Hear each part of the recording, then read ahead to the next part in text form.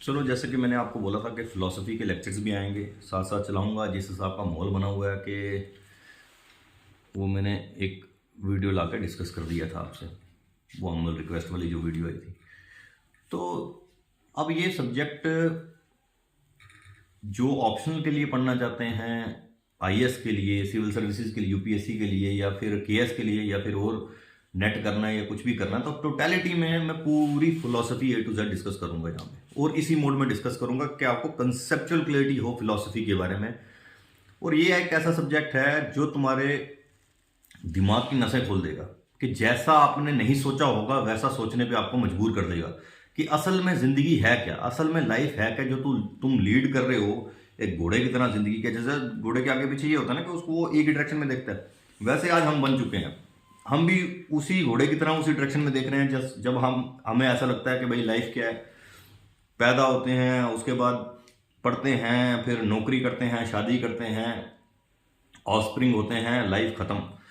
कोई बंदा ये नहीं सोचता कि भैया मैं आया कहाँ से, मेरे को जाना कहाँ है, मेरा पर्पस लाइफ का क्या है। सिर्फ आज वो फिलॉसफी है चारवाक वाली, खाओ पियो ऐश करो, जो दिख रहा है वही रियलिटी है।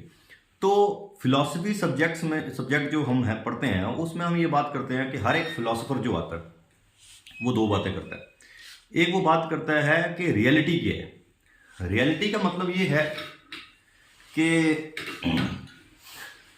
इसको मैं एक एग्जांपल से तुम्हें समझाता हूँ कि जैसे कोई बंदा सोता है, ठीक है, उसको एक सपना आता है और उसको सपना इतना रियल लगता है, वो सोचता है कि यार जैसे मुझे एक सपना आया, सपोज उस सपने में मुझे दिखा कि भाई अर्थक्वेक आया और मैं उस बिल्डिंग के अंदर दब गया, तो मैं ये कोशिश कर रहा हूं कि मैं इस बिल्डिंग से कैसे निकलूं। तो वो सपना इतना रियल होता है कि मेरे को लगता है यार कोई मेरे को कैसे निकाले, किसी तरह निकाले। और जैसे ही मेरी नींद खुलती है तो मैं ये सोचता हूँ कि यार कितना बुरा सपना मुझे आया, ठीक है ना। तो मैं सोचता हूँ कि यार या वो रियलिटी थी या ये रियलिटी है। और जैसे ही मेरी डेथ होती है तो मैं किसी और वर्ल्ड में जाऊंगा या कहीं जाऊंगा, वो मुझे पता नहीं है। हम फिलॉसफी में जो भी मैं पढ़ाऊंगा उसमें एज इट इज कुछ भी नहीं लेंगे। एज इट इज का मतलब है कोई प्री नोशन नहीं लेंगे, जो कुछ लेंगे लॉजिक से बात करेंगे, समझेंगे। और उसी में हम क्वेश्चनिंग करते हैं गॉड की। तो ये बात आती है कि गॉड किसने बनाया, ठीक है ना। तो ये फिलॉसफी में सारे के सारे फिलोसफर्स गॉड की बात करते हैं। भगवान है, कोई बता भगवान नहीं है, कोई बोलता भगवान है तो भगवान को भगवान किसने बनाया, कोई बोलता अपने आप से भगवान आया। तो ये सारी बात करेंगे। तो अगर मैं ये सोच रहा हूं कि जो ड्रीम स्टेट थी क्या वो रियलिटी थी, या ये जो स्टेट है क्या ये रियलिटी है, या फिर मैं मरूंगा उसके बाद कहां जाऊंगा क्या वो रियलिटी है। तो यहां पे 3 लेवल बन गए रियलिटी के। तो असल में रियलिटी है क्या, तो मैं किसको रियल समझूं। जो ये बात चल रही है ना रियलिटी की, उसको बोलते हैं मेटाफिजिक्स। मेटाफिजिक्स होता है कि थ्योरी ऑफ रियलिटी, असल में रियलिटी क्या चीज है और इस रियलिटी तक मेरे को कौन सी नॉलेज पहुंचाएगी, उसको बोलते हैं एपिस्टोमोलॉजी। ये लेमन टर्म्स में मैं तुम्हें बता रहा हूं, तो आगे मैं इसको बहुत डिटेल में एक्सप्लेन करने वाला हूं। तो हम हर एक फिलोसोफर, चाहे हम इंडियन थिंकर्स की बात करें या वेस्टर्न थिंकर्स की बात करें, तो उसमें हम ये देखेंगे कि कौन कौन सा फिलोसोफर कैसे मेटाफिजिक्स को जस्टिफाई करता है। तो इसलिए मैं जब बात करता हूं ना हम लोगों की बात करता हूं, तो हम लोग एक चार वाक की जरा जिंदगी देते हैं। चार वाक की क्या फिलोसफी है, चार वाक की ये फिलोसफी है भैया, जो तुम्हें दिख रहा है वो रियलिटी है, उसके आगे पीछे जो तुमने नहीं देखा वो कुछ नहीं है। मौत के बाद क्या होता है इसका मतलब वो रियलिटी नहीं है, पहला क्या था वो रियलिटी नहीं है। जो तुम्हें दिख रहा है खाओ पियो ऐश करो वो रियलिटी है। तो ये सारे के सारे बंदे ये किसकी फिलॉसफी पे चल रहे हैं, चार वाक की फिलॉसफी। इसके कुछ पॉजिटिव एस्पेक्ट्स भी हैं चार वाक के। हमेशा हम चार वाक को नेगेटिवली ही देखते हैं कि भाई चार वाक तो गॉड पे बिलीव ही नहीं करता, क्या नहीं करता। तो पॉजिटिव एस्पेक्ट भी देखेंगे चार वाक की जब फिलॉसफी पढ़ेंगे, और हम इसी चीज को समझेंगे कि असल में हर एक फिलोसोफर के लिए क्या रियलिटी है, क्या रियल है, और उस तक वो क्या बोलता है, कौन सी नॉलेज तक पहुंचा जाता है। कि अगर हमें भगवान के बारे में समझना है कि हम ये देखेंगे अपने दिमाग से क्या रियल है, किसको रियल माने, क्या मैं ड्रीम स्टेट को रियल मानूं इसको रियल मानूं कि उस स्टेज को रियल मानूं जिसको मैंने अभी तक देखा ही नहीं। आया समझ? तो इसमें हम इंडियन फिलोसफर की बात करेंगे। कुछ ऑर्थोडॉक्स हैं, कुछ हिट्रोडॉक्स हैं, कुछ वेदा को नहीं मानते, वेद की अथॉरिटी को नहीं मानते। जैसे जैनिज्म पढ़ेंगे, बुद्धिज्म पढ़ेंगे, ये वेद की अथॉरिटी को नहीं मानते। जो वेद की अथॉरिटी को मानते हैं फिर उनको पढ़ेंगे। उसके बाद आ जाता है सांख्य पढ़ेंगे, योग पढ़ेंगे, न्याय विशेषिका, उसके बाद मीमांस, वेदांत, ये सारे इंडियन फिलोसफर्स ऐसे जाएंगे। उसके बाद हम आएंगे वेस्टर्न फिलोसफर से। उसके बाद हम सबसे पहले पढ़ेंगे सोक्रेट्स को। सोक्रेट्स कहते हैं ना कि ऐसा वाइज मैन वर्ल्ड में नहीं आया जैसा सोक्रेट था। वो भी, उसकी भी हिस्ट्री देखेंगे क्या चीज। तो सोक्रेट का स्टूडेंट को बोलते हैं प्लेटो, प्लेटो के स्टूडेंट को एरिस्टोटल। उसके बाद हम पढ़ेंगे रेशनलिस्ट थिंकर। उसके बाद आगे जाएंगे, जैसे पढ़ेंगे फिर डिकार्ड को, स्पिनोजा को, लेबनिज को, लॉक को, बर्कले, ह्यूम, हीगल, ऐसे सारी की सारी ये फिलॉसफी पढ़ेंगे कि हर एक फिलोसोफर जो है ना वो अपनी जिंदगी देता है, अपनी पूरी की पूरी लाइफ खपा देता है ये जानने में कि भैया रियलिटी क्या है। देखो एक मैं एग्जांपल देता हूँ महात्मा बुद्ध की। आज हम जो भागदौड़ करते हैं किसके लिए? कि हमें पैसा मिल जाए, ठीक है ना, नौकरी मिल जाए, इसके लिए भागदौड़ है ना। एक बंदा जो राजा था, महात्मा बुद्ध राजा थे, राजा, एक राजे को घर से बाहर निकलने की क्या जरूरत पड़ गई? ठीक है ना। तो हर एक इंसान जो है ना होता है ना, वो अपने क्वेश्चन से जाना जाता है, ठीक है ना। क्या वो क्वेश्चनिंग करता है, वो इंसान अपनी क्वेश्चनिंग से जाना जाता है कि वो लाइफ में क्या क्वेश्चनिंग कर रहा है, उसके थॉट प्रोसेस क्या है। महात्मा बुद्ध का थॉट प्रोसेस देखो कि महात्मा बुद्ध का थॉट प्रोसेस था कि भैया वो घर से, उसके फादर ने उनको बाहर नहीं जाने दिया क्योंकि गरीबी ना देख ले, ये बाहर की वो चीज़ें, क्योंकि किसी पंडित ने वगैरह बोला था कि भाई इसको घर से बाहर नहीं लेके जाना, ये अगर घर के बाहर की चीज़ें देख लेंगे तो इनका ये मोह भंग हो जाएगा इन चीज़ों से। तो एक दिन वो घर से बाहर निकल गए। जो महात्मा बुद्ध तो ऐशोआराम की जिंदगी जीते थे अपने राजमहल में, उनको सब कुछ दिखा था कि भाई लाइफ यही है, लाइफ तो बहुत ईजी है, सब कुछ ऐशोआराम है। जब वो एक दिन घर से बाहर निकलते हैं तो वहां पे उनको एक बंदा मिलता है जिसको कोड पड़ा होता है, ठीक है ना। तो वो ये देखते हैं कि भाई ये बंदा, वो अपने सारथी से पूछते हैं जो उनको ले जाने वाला होता है कि ये बंदा को ये कौन सी बीमारी हुई है। तो वो कहते हैं क्या ये बीमारी मुझे भी लग सकती है? वो बोलता है भाई कभी भी किसी को भी बीमारी लग सकती है, तो ये तो नेचुरल है, बीमारी कभी भी किसी को भी लग सकती है। आज देखो ना, कुछ नहीं पता होता है किसी को क्या हो जाता है, कोई कैंसर हो जाता है, किसी को कोई बीमारी लग जाती है। तो वो कहते हैं भाई ये लाइफ यही है, कभी भी किसी को कुछ भी हो सकता है। फिर आगे और जाते हैं, उसको एक वृद्ध बंदा दिख जाता है, ओल्ड मैन। तो वो ये बोलते हैं भाई ये हम भी ऐसे बूढ़े होंगे। वो बोलता है भैया लाइफ का साइकिल यही है, आप बचपन से जवान होते हैं, जवान के बाद आगे तुम्हें इस स्टेज पे गुजरना ही है, बुढ़ापा तुम्हें आना ही आना है। फिर आगे जाते हैं, एक मृत बंदे की वो लाश को ले जा रहे होते हैं। तो वो कहते हैं ये क्या है? वो कहते हैं भाई ये बंदा मर चुका है, अब इसका टाइम अप हो चुका है, इसको लेके जा रहे हैं। तो क्या बोलते हैं भाई हमने भी मरना है? तो वो कहते हैं भैया ये सब ने मरना है, ये सब के ऊपर ये चीज आएगी। आगे एक बंदा तपस्या कर रहा होता है, पाठ कर रहा होता है, पूजा कर रहा होता है या सेंट होता है, तो उसके चेहरे पे बड़ा नूर होता है। तो वो बोलते हैं कि भाई ये बंदा बड़ा अपनी लाइफ से खुश दिख रहा है, तो ये बंदा कौन है? तो वो बोलते हैं भाई ये बंदा है सेंट है, इसने संसार के दुख सुख इसके लिए बराबर है, इसको कोई फर्क नहीं पड़ता सुखी क्या चीज है, दुखी क्या चीज है। जिसके लिए संसार के सुख दुख बराबर हो जाए वो साधु बन जाता है। तो उनको ये लगा कि यार अगर मैं अपनी, इसलिए ये देखते हैं ना, मैं कहते हैं कि असली जो मनी है ना वो टाइम है, असली पैसा नहीं है, असली पैसा आपका वक्त है। एक एक मिनट आपका कीमती, आप देखो कहां पे खपा रहे हो, ठीक है ना। कोई पैसे के पीछे दौड़ रहा है, कोई किसी के पीछे दौड़ रहा है, अनवांटेड चीजों के पीछे दौड़ रहे हैं। आपने अपनी लाइफ का वक्त कहां खपाना है वो तय करना ही असली जिंदगी है, ठीक है। क्योंकि एक बार वक्त निकल गया वो वापस तो नहीं आएगा, ठीक है ना। तो अपना टाइम देखो आप किसके पीछे लगा रहे हो, क्यों लगा रहे हो, क्योंकि ये वक्त बहुत इंपॉर्टेंट है। तो यहां पे तो महात्मा बुद्ध को वहां से जीवन से मोह भंग हो गया। उन्होंने एक इतनी छोटी उम्र में 28 या 30 साल की उम्र में उन्होंने अपना ये सोच लिया कि भाई मेरे को घर त्यागना है, मेरे को रियलिटी जाननी है कि असल में रियलिटी क्या है, कि ऐसा मेरे साथ भी होगा, मैं भी बूढ़ा होऊंगा, मुझे भी बीमारी लगेगी, मैं भी मरूंगा। जब उनको ये चीज खनक की दिमाग में तो उनको उनका थॉट प्रोसेस वैसे चलने लग गया। तो उनको सोसाइटी से कोई लेना देना नहीं। वहां पे रात के अंधेरे में जब सारे सोए हुए थे, वो रात के अंधेरे में अपनी बीवी बच्चे और सबको छोड़ के निकल गए जंगलों की तरफ। किस लिए निकले? उनको रियलिटी जाननी थी, लाइफ की रियलिटी, ठीक है ना। वो निकले। आज तक हम महात्मा बुद्ध को स्टडी करते हैं, आज तक हम महात्मा बुद्ध, वो अमर हो गए ना, ठीक है। तो उन्होंने इतनी घोर तपस्या की, तब किया रियलिटी जानने के लिए।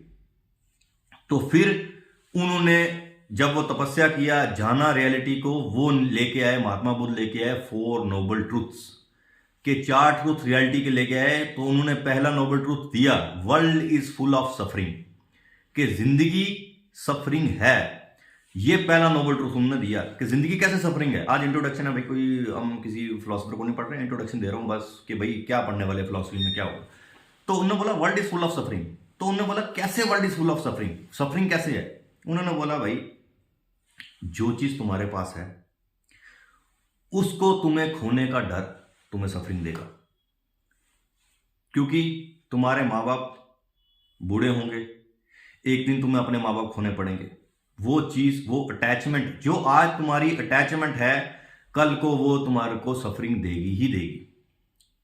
क्यों? क्योंकि अटैच जो बंदा हो जाता है उसको फिर वो बंदे छोड़ने होते हैं। जब वो बंदे जब उससे छूटते हैं वो उसको सफरिंग देते हैं, ठीक है। अगर तुम आज जवान हो, कल को बूढ़े होगे, कल को बीमारियां लगेंगी, वही चीज तुम्हें आज तुम्हारा शरीर जो है वो तुम्हें कल को तुम्हारा शरीर ही तुम्हें सफरिंग देगा। जो चीज रियलिटी लाइफ की यही है कि ये शरीर है जिससे आज तुम इतना प्यार करते हो, यही शरीर तुम्हें सफरिंग देगा और यही शरीर को तुम्हें एक दिन छोड़ना है। और ये रियलिटी कोई नहीं देखेगा कि मेरे को इस शरीर को छोड़ना है एक दिन। जिससे आज शरीर से बंदा इतना प्यार करता ना, इसको उसको लास्ट में त्यागना ही त्यागना है। ये शरीर मिट्टी में मिलेगा। देखो भाई इस शरीर से कितना प्यार होता है तुम्हें, ठीक है, तुम्हारे माँ बाप को, सबको। तो जब इंसान की डेथ हो जाती है, घर वाले भगाते हैं, क्या बोलते हैं, भैया इसको निकालो जल्दी, ये भूत चुमड़ जाएगा, पता नहीं क्या क्या हो जाएगा। तो जल्दी उसको निकालने, 1-2 दिन उसको फालतू नहीं रखते, नीचे बेड से नीचे उतार देते हैं। नीचे उतारें उसको, जल्दी फारग करो, चलो।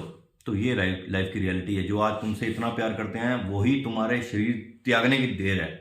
तो वो तुम्हें फिर वो देखना भी पसंद नहीं करते। वो अगर तुम दिख जाओ उनको बाद में तो बोलते हैं भाई भूत आ गया, आया समझ। तो इसीलिए तुम देखो ना तुम्हारा कौन अपना। अगर रियलिटी में देखा जाए, मैं आज फिलोसफी के टर्म में बात कर रहा हूँ भैया, ये रियल लाइफ की जो आज तुम रियल लाइफ जी रहे हो उसके टर्म में बात नहीं कर रहा, फिलोसफी के टर्म में बातें कर रहा हूँ, अपने से नहीं कर रहा। तो उन्होंने जब बोला world is full of suffering, ठीक है, तो सारे ये बोलने लगे कि जो बुद्धा का व्यू है वो पैसिमिस्टिक है। पैसिमिस्टिक क्या मतलब? बुद्धा जो है लाइफ की रियलिटी जो नेगेटिवली पेश कर रहे हैं। वो बोल रहे हैं कि world is full of suffering, फिर तो एंजॉयमेंट है नहीं जिंदगी में। पर भैया ये बात नहीं है। बुद्धा ने बोला कि भैया हर एक सफरिंग का कॉज है, ठीक है। अगर वो कॉज को एलिमिनेट करो, सफरिंग एलिमिनेट हो जाएगी। तो बुद्धा का व्यू क्या है? ऑप्टिमिस्टिक, क्योंकि बुद्धा प्रॉब्लम बताते हैं, साथ में सोल्यूशन भी देते हैं उसका, कि आपको कैसे इस सफरिंग को रिमूव करना है। हर एक चीज का कॉज है, कोई भी चीज का कॉज है। तुम्हारा कॉज है, तुम्हारे माँ बाप, उनका भी कॉज है। एक पेड़ का कॉज है, उसका सीड। तो हर एक चीज है, उसका एक कॉज है। तो वहां से आती है थ्योरी ऑफ डिपेंडेंट ओरिजिनेशन, प्रतित्व समुत्पत्ति, ठीक है। तो हर एक चीज का जब बुद्धा ने बोला कॉज है, उसका बोला कि अगर वो तुम कॉज को एलिमिनेट करो तुम्हारी सफरिंग दूर हो जाएगी। तो इसीलिए बुद्धा पेसिमिस्टिक नहीं है, ऑप्टिमिस्टिक है। अगर वो प्रॉब्लम बता रहे हैं तो उसके साथ साथ उसका सोल्यूशन भी बता रहे हैं। तो 4 नोबल ट्रूथ से आगे बुद्धा की फिलॉसफी स्टार्ट होती है, ठीक है। तो ये मैं कह रहा हूं कि जो आज हम देख रहे हैं ना, जैसे जैसे फिलॉसफी पढ़ाऊंगा तो तुम्हें वैसे वैसे लाइफ में क्लियरिटी मिलती जाएगी, आया समझ, कि असली जिंदगी क्या है। ये सब्जेक्ट मैंने आज से कोई पता नहीं कितने 7-8 साल हो गए, 7-8 साल पहले पढ़ा था, ठीक है ना। तो वो पूरी जिंदगी मुझे काम दिया इस सब्जेक्ट ने। मेरा लाइफ को देखने का नजरिया ही चेंज हो गया कि कैसे मेरे को ये पता है भैया लाइफ की रियलिटी क्या है, ठीक है ना। तो इसीलिए कि एक बंदे का जो माइंड सेट है ना पूरी उम्र में बनता है, फिर वो ऑटो ट्यून में चला जाता है। ऑटो ट्यून मतलब ऑटो पायलट मोड पे। हमारा माइंड सेट एक बार बन गया, उसके बाद हम बात करते हैं, सोचते नहीं, वो ऑटो पायलट मोड पे हम कुछ भी बोल देते हैं, अपना दिमाग लगाते नहीं, ठीक है ना, क्योंकि आपने जो माइंडसेट डेवलप किया 20 सालों में आप वैसे बन गए, ठीक है ना। क्योंकि लोग जो जानते हैं ना आपको, आपके बिहेवियर से आपकी वैल्यूज का पता चलता है, ठीक है। आपके अंदर जो वैल्यूज होंगी, ठीक है ना, क्या वैल्यूज आपने प्रोसेस की पिछले 20-30 सालों में, वो आपका बिहेवियर बताएगा कि आपकी हरकतें क्या हैं, आपकी आदतें क्या हैं। उससे पता चलेगा आपके पास वैल्यूज कौन सी हैं, कौन सी वैल्यूज आपने अंदर डाली हैं, ठीक है ना। वैल्यूज आपके अंदर कोई नहीं देखने वाला, आपके बिहेवियर से जज करेंगे, आपकी हैबिट से जज करेंगे कि आपके अंदर क्या वैल्यूज हैं, ठीक है ना। तो ये चीजें सारी हम फिलॉसफी में पढ़ेंगे। अब मैंने ये बुक पढ़ी थी एटॉमिक हैबिट्स, दिख रहा होगा, तो इस किताब में एक चीज मेरे को पता चली कि फोन को कैसे छोड़ना है। आजकल फोन की हैबिट है ना सबको, तो फोन की हैबिट को कैसे दूर करना है, पूरी किताब का एक क्रक्स है। अगर फोन की हैबिट दूर करनी है, ये इंट्रोडक्शन दे रहा हूं, चलो मैं ये भी पता कर लो, तो चलो इसका अलग वीडियो बनाएंगे, अब देखेंगे फोन की हैबिट का अलग एक वीडियो चलेगा। तो ऐसे कितने कितने फिलोसफर्स आए, पूरी पूरी जिंदगी उन्होंने दी, तो पूरी पूरी अपनी लाइफ का लेसन वो तुम्हें देके गए हैं, और वो नॉलेज से आज हम महरूम हैं। हमें पता ही नहीं क्या फिलोसफर क्या बोल के गया, क्या उन्होंने लाइफ लेसन दे दिया। अगर आपको किसी की जिंदगी से सीखने को मिले ना, आप वो चीज़ गलतियां रिपीट नहीं करोगे अपनी लाइफ में। तो लोगों की जिंदगी से सीखो कि उन्होंने पूरी लाइफ दी, 4 नोबल ट्रूथ बुद्धा कह के गए। वैसे जैनिज्म में कितनी खूबसूरत बात है उनकी कि आजकल लड़ाई है कि भैया हमारा धर्म महान, हमारा धर्म महान, कि मेरा धर्म जो गलत है वो सही है, दूसरे का धर्म गलत है। तो जैनिज्म में इतनी प्यारी बात है, उन्होंने बोला भाई हर कोई अपने नजरिए से ठीक है, अपने हिसाब से। जैसे हेड टेल है, मेरी तरफ हेड है, तुम्हारी तरफ टेल है। तुम बोलोगे मेरे को तो टेल दिख रहा है, मैं बोलूंगा भाई मेरे को हेड दिख रहा है। अब आप ये बोलो कि मेरे अकॉर्डिंग हेड है, तुम बोलोगे मेरे अकॉर्डिंग टेल है, वो तो ठीक है, पर ये बोलो कि भैया है ही हेड है, टेल तो कहीं होता ही नहीं है। भैया हेड तुम्हें दिख रहा है, अगर हम ये बोलना स्टार्ट करें भैया मेरे अकॉर्डिंग हेड मुझे दिख रहा है, वो बोले मेरे अकॉर्डिंग मुझे टेल दिख रहा है, तो वो कहता है रियलिटी आपने अपने अपने अकॉर्डिंग देखनी है कि मेरे हिसाब से ये रियलिटी मुझे ये दिख रहा है, ठीक है ना। आप जब इसको एब्सोल्यूट मान लो, है ही हेड है जिंदगी में, दुनिया में है ही हेड है, हेड ही दिख रहा है, तो वहां पे प्रॉब्लम है। हर चीज वो बोलते हैं हर चीज रिलेटिव है, अपने हिसाब से है, ठीक है ना। तो वो जैनिज्म की फिलॉसफी आ गई, तो वो ये बताते हैं कि भाई अपने अपने हिसाब से, बंदा अपने अपने हिसाब से जज करता है। थ्योरी देते हैं एलिफेंट और ब्लाइंड की, एलिफेंट और ब्लाइंड की थ्योरी देके वो बताते हैं कि भैया हाथी होता है, अंधे होते हैं, जिसने हाथी का पैर पकड़ लिया वो बोलता है भाई हाथी तो पिलर जैसा है, जिसने सूंड पकड़ ली वो बोलता है हाथी तो सांप जैसा है, कान पकड़ लिया वो बोलता है हाथी तो फैन जैसा है। तो अपने अपने तरफ से रियलिटी को बंदे वही बताते हैं कि रियलिटी को बंदे ऐसे एक्सप्लेन कर रहे हैं अंधे और हाथियों की तरह, कि वही हम बोलते हैं कि मेरे हिसाब से भैया भगवान ऐसे, मेरे हिसाब से ऐसे भगवान होगा, मेरे हिसाब से ऐसे और मैं ही सही हूं। तो वो बोलते हैं भाई सारे उन अंधों की तरह है जो हाथी को एक्सप्लेन करने निकले। तो इसीलिए एज ए होल हाथी को किसी ने नहीं देखा। एज ए होल हाथी को कौन देखता है? जो बंदा एनलाइटेंड हो जाता है, उसको असली हाथी का पता होता है भैया हाथी ऐसे है। तो बाकी तो क्या कर रहे हैं, सूंड पकड़ ली वो बोलता हाथी स्नेक जैसे है, तो हम वैसे ही हैं। हम बोलते हैं ना जब रियलिटी को एज ए होल जानने की कोशिश करोगे तो गलत हो गए। क्यों? क्योंकि तुम्हारा माइंड जो है ना हर मिनट में चेंज हो जाएगा, ठीक है ना। अब बुद्धा ने इतनी अच्छी एक एक्सप्लेनेशन दी है, nobody can bath in a same river twice. कोई बंदा एक नदी में 2 बार नहीं नहा सकता। इसका मतलब देखो क्या है। बुद्धा बोलते हैं कि भैया सब कुछ फ्लक्स में चल रहा है, छोटे छोटे वाटर ड्रॉपलेट्स हैं। एक बार पानी का बहाव निकल गया, ठीक है ना, old set of water droplets is replaced by new set of water droplets. तो old set of water droplets तो चले गए, अब जो वाटर ड्रॉपलेट्स हैं वो नए हैं, ठीक है, वो चले जाएंगे। तो वो बोलते हैं everything exist for a moment. हर चीज एक मोमेंट के लिए। नई मोमेंट में हम भी चेंज होंगे ना भाई, हम बड़े होते जा रहे हैं, एक मोमेंट में हम हर मोमेंट चेंज हो रहे हैं। तो वो ये कह रहे हैं कि भैया वाटर ड्रॉपलेट्स जो निकल गए वो निकल गए, अब नए वाटर ड्रॉपलेट्स आ रहे हैं। तो आप जो नहाए थे वो वाटर ड्रॉपलेट्स चले गए हैं, ठीक है ना। अब जो वाटर ड्रॉपलेट्स हैं वो नए ही होंगे, उन पुराने वालों में तुम वापस नहीं नहा सकते। तो ये बुद्धा की फिलॉसफी है, everything exist for a moment. हर एक चीज मोमेंट के लिए है, वो मोमेंट निकल गई, अगली बार आप ओल्ड हो गए। हम आगे बुजुर्गी की तरफ जा रहे हैं ना, बुजुर्ग हो रहे हैं, ओल्ड हो रहे हैं। कैसे?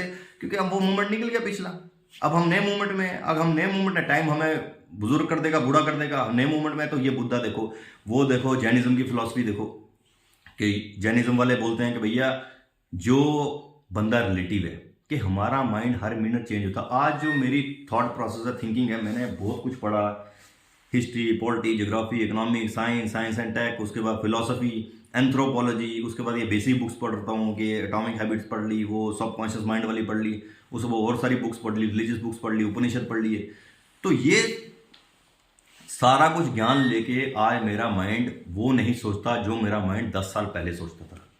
इसका मतलब मेरा माइंड तो रिलेटिव है, कल चेंज हो जाएगा, परसों चेंज होगा, 4 किताबें और पढ़ेगा और कुछ सोचने लग जाएगा। तो इसका मतलब जो रिलेटिव माइंड है, जो चेंजिंग माइंड है, वो कैसे एब्सोल्यूट के बारे में बता सकता है जो अनचेंजिंग है। भगवान के बारे में हम बोल ही नहीं सकते, उसकी एक्सप्लेनेशन हम दे ही नहीं सकते, क्योंकि हमारा माइंड ही रिलेटिव है। तो एक रिलेटिव बंदा एब्सोल्यूट बंदे को एक्सप्लेन कभी नहीं कर सकता। हमारा माइंड रिलेटिव है, जो चेंज होता जाता है, जो चेंज होता जाता है वो कभी भी एब्सोल्यूट को एक्सप्लेन नहीं कर सकते, क्योंकि अगर भगवान है, भगवान अनचेंजिंग है, कभी चेंज नहीं होगा। हमारा माइंड तो हर बार चेंज होता है। आज हम कुछ सोचते हैं, कल हमारा माइंड चेंज हो जाएगा।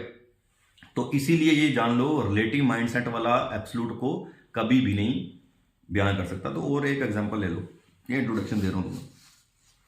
सपोज अब यूनिवर्स को एक उपनिषद में, अब मेरे को उपनिषद वो याद नहीं आ रहा क्या उपनिषद का नाम था, उसमें ये लिखा था कि जितना यूनिवर्स बाहर है ना, उतना ही यूनिवर्स तुम्हारे अंदर है। बाहर वाले यूनिवर्स को तो तुम देख नहीं सके, अंदर वाले यूनिवर्स को तुम देख सकते हो। ठीक है, ध्यान से। तो इसीलिए जो बाहर हमने यूनिवर्स कितना 0.1% यूनिवर्स हमारा एक्सप्लोर नहीं हुआ, 0.1%। जब हम 0.1% यूनिवर्स को एक्सप्लोर नहीं कर पाए, मतलब हमें क्रिएटर की क्रिएशन अभी तक पता नहीं है कि उस क्रिएटर की कितनी क्रिएशन है। हम उस क्रिएटर का अंदाजा लगा लेते, भाई क्रिएटर तो ऐसा ही होगा। तो खुद अपनी बेवकूफ़ी देखो कि हम क्रिएटर का अंदाजा लगाते हैं जिसको उसकी क्रिएशन का आता पता नहीं है। 0.1% क्रिएशन नहीं तुम्हें पता क्रिएटर की, तो तुम क्रिएटर का बयान करते हो कि भाई हमने तो भगवान समझ लिया, ये भगवान यही है, भगवान ऐसे ही है। तो इसीलिए इस इंसान की इससे बड़ी बेवकूफ़ी क्या होगी। तो इंसान है क्या भाई, 0.1% जो यूनिवर्स एक्सप्लोर नहीं है, 0.00001 होगा, तो उसमें इंसान की तो कुछ है ही नहीं औकात। इतनी स्पीशीज हैं, उसके बाद इंसान है, तो वो क्रिएटर का बता देता है कि भाई क्रिएटर तो यही है, मेरे हिसाब से तो यही है, एब्सोल्यूट है। भाई मैं बोल रहा हूँ कि क्रिएटर यही है, बाकी सब गलत बोल रहे हैं, मैं सही बोल रहा हूँ। तो सारे कंफ्लिक्ट रिलीजन के यहीं से हैं। हिंदुइज्म बोलेगा भी मेरे हिसाब से क्रिएटर ही है, मुस्लिम बोलेंगे मेरे हिसाब से क्रिएटर है, सिख बोलेंगे मेरे हिसाब से, क्रिश्चियन बोलेंगे, जैन बोलेंगे, बुद्धिज्म वाले बोलेंगे, सारे ये बोलेंगे, अलग अलग सबकी थ्योरी है। तो वो अलग अलग थ्योरी से अपने एक्सप्लेन करते हैं। तो जैनिज्म इन सबको बोलते हैं, एक टॉलरेंट एटीट्यूड है जैनिज्म का। अपने अपने हिसाब से आप सब सही होगे जो तुम्हें दिख रहा है। जैसे तुम्हें तो हेड दिख रहा है, तो तुम अपने हिसाब से सही होगे, पर तुम उसको एब्सोल्यूट नहीं मान सकते कि भाई हेड ही है। तो वहां पे जैनिज्म की थ्योरी आती है कि टॉलरेंट एटीट्यूड कैसे होना चाहिए। वो सारी थ्योरी को ले चलता है कि भैया तुम अपने अपने हिसाब से सही हो, ठीक है। पर अगर तुम एक रिलेटिव ट्रुथ को एब्सोल्यूट मानो कि भैया है ही ये सही, तो वहां पे तुम गलत हो जाते हो। उसको बोलते हैं बैड जजमेंट, दुर्नीति, ठीक है ना। तो ये हम इस हिसाब से एक्सप्लेन करेंगे रियलिटी को। एक एक फिलोसोफर पकड़ेंगे, फिर हम उसको मेटाफिजिक्स में एक्सप्लेन करेंगे कि उसमें उस फिलोसोफर के लिए रियलिटी क्या है, उसके लिए वो कौन सी नॉलेज से उसके लिए उस रियलिटी तक पहुंचा जाता है, एपिस्टोमोलॉजी क्या है। तो सारा हम एक्सप्लेनेशन करेंगे। सोक्रेट्स वेस्टर्न फिलोसोफर का भी ले लिया, कभी इंडियन फिलोसोफर ले लिया, ऐसे हम सारा कुछ एक्सप्लेन करेंगे। क्योंकि ये मेरे को लगा कि भाई लेक्चर लाने की बहुत ज़रूरत है, तो इंसान का खोपड़ा खुले, थोड़ा दिमाग खुल जाए कि भाई असल रियलिटी क्या है। कि भाई छोटी छोटी बातों पे बंदा इतना बड़ा स्टेप ले लेता, सुसाइड वाला। वो जैसे अभी रिसेंट में एग्जांपल हुए जम्मू कश्मीर में, तक इतनी बेवकूफ़ी वाली बातें कि माँ बाप को छोड़ के पीछे, प्रेशर चाहे माँ बाप का था या किसी और का था, पर माँ बाप तो पीछे रह गए ना। अब पूरी उम्र वो लड़के गम में जिएंगे। तो है क्या भाई, जॉब क्या है, क्या चीज़ है ये, ठीक है। 0.1% को मिलेगा, 99% पहले बैठेंगे कि सबको मिलनी है नौकरी। क्या 99% तो वापस आएंगे ना घर पे। क्या 1% को मिलेगी जॉब। भाई यूपीएससी की जो तैयारी करने जाते हैं, केएस की करते हैं, फलाने की, जेके एसएसआरबी की करते हैं, 1% 2% को जॉब मिलती है, 98 99 घर आ जाते हैं वापस। तो क्या वो सारे फंदे पे लटक जाएं। तो इसलिए घर वालों को भी प्रेशर नहीं देना चाहिए, रिलेटिव्स को भी प्रेशर नहीं करना चाहिए, क्योंकि भैया 98 99 वापस ही आने वाले हैं। 1-2% सेलेक्ट होंगे। हाँ ये हो सकता है कि भाई अलग अलग पेपर दोगे तो 2% उधर सेलेक्ट हो गए, वो निकल गए, उसके बाद 2% फिर तुम्हारा चांस लग गया, ठीक है ना। पर फिर भी हिम्मत नहीं हारनी, जो तुम्हारे जिसकी जो डेस्टिनी है ना तुम्हारी लिखी हुई, वो तुम्हें मिलेगी। तो इसलिए अपना कर्म करो, कर्म तुम्हारे हाथ में, फल तुम्हारे हाथ में, फल की टेंशन नहीं लेनी, ठीक है ना भाई। तो इसीलिए ये मैंने लेक्चर लाने की कोशिश की भाई, तुम्हें पता चले भाई असल में रियलिटी क्या है। भाई इंसान का जन्म कितनी मुश्किल से मिलता है, क्योंकि एक इंसान ही ऐसी स्पीशीज है जिसके पास दिमाग है, सोचने की कुव्वत है, ताकत है। जानवर थोड़ा ना सोच सकता है। उसके लिए कोई रिलेशन ही नहीं है। माँ बाप उसको नहीं पता होता कि माँ बाप क्या होता है। ठीक है, हमारे लिए एक रिलेशन होते हैं, हम सोच समझ सकते हैं। देखो ना कितने फिलोसफर ने सोचा, तभी फिलोसफी तुम्हें पढ़ा रहा हूँ। वो ना बोल के जाता क्या तुम्हें पढ़ाना था। तो इतना कुछ बोल के गए हैं लोग, वो सोचते थे ना, बोल के गए हैं, और इतनी सुपर पावर भी बने हैं वो। ठीक है, क्या मतलब महात्मा बुद्ध एक इंसान से भगवान बने, और एक इंसान से भगवान बनने का सफर है। भगवान बनने का मतलब ये होता है कि भैया, उसका मतलब ये देखो, अब मैंने भगवान बोला किसी को, तो हर एक बंदे का थॉट प्रोसेस अलग हो गया। वो भगवान अपने हिसाब से भगवान बोलेगा, भाई मेरे हिसाब से भगवान है, तो शायद उस भगवान को बोला होगा। उस भगवान का मतलब ये है कि जैसे कहते हैं ना, एक समुद्र है, सागर है, सागर में एक बाल्टी पानी की निकालूं तो वो बाल्टी पानी की हो जाएगी। अगर वही बाल्टी पानी की सागर में डाल तो वो सागर हो गया। वो हिसाब है। हमारी इंडिविजुअल सोल आ गई। अब वही सोल अगर अल्टीमेट सोल में मिल जाएगी तो वो अल्टीमेट सोल कहलाएगी। ये मेरा गॉड कहने का मतलब है, समझ आया ना। इसीलिए थॉट प्रोसेस में जो मैं कहना चाह रहा हूं, वो तुम अपने हिसाब से जो तुमने बनाया वो तुम उस पर लगा रहे हो, तो इसलिए तुम गलत हो गया है, समझ। तो जो मैं कहना चाह रहा हूं मेरे हिसाब से वो चीज ऐसी होती है, तो आपको मतलब पता चलेगा मैं क्या कह रहा हूं। तो इसीलिए वो बंदा बोलता है भाई मेरे हिसाब से गॉड ये है, स्पिनोजा क्या बोलता है, फलाना क्या बोलता है, उसके हिसाब से गॉड की क्या परिभाषा है, वो हम सब सीखने वाले हैं इसमें। ठीक है, फिलोसफी में। तो ये लेक्चर्स कंटिन्यू चलेंगे। बाकी देखते हैं, तुम्हारा फाइनेंस वाला चलेगा, इकोनॉमी वाला खाते लेके आएंगे, उसके बाद वो तुम्हारा स्टॉक के पेपर डिस्कस करके वो तुम्हारे इसका फाइनेंस के बाद वो स्टॉक वाले से वेटनरी का लेके आएंगे कुछ, जो भी 8-10 दिन। उसके बाद सब इंस्पेक्टर फाइनेंस देखेंगे लाना है या नहीं लाना है। कमेंट करोगे अगर तो दे ले आएंगे, नहीं तो फिर एक कोई नया पेपर आएगा ना, फिर उसकी प्रॉपर सीरीज 6-7 महीने या 8 महीने की चलाएंगे। ठीक है, वैसे चलते हैं। तो कमेंट करो, कोई लाइव भी आऊँगा मैं कभी कभी न कभी। अभी आया ही था 5-10 मिनट पहले। तो कि तुम्हारे कोई डाउट है या कोई क्यूरी है तो लाइव में तुम मेरे को बता दिया करो, कोई डाउट क्यूरी, तो वो मैं आपको बताऊंगा। तो मैंने वो भी नंबर भी दिया था, मैंने एक बच्चे से बात भी की। तो ये थॉट भैया कभी ज़िंदगी में नहीं लाना, कभी भी हुआ मेरे से बात कर लेना, फ़ोन नंबर दिया है, कोई ये कुछ करना ही नहीं ज़िंदगी में। चलो, कोई भी प्रॉब्लम है तो बता देना। ओके भाई।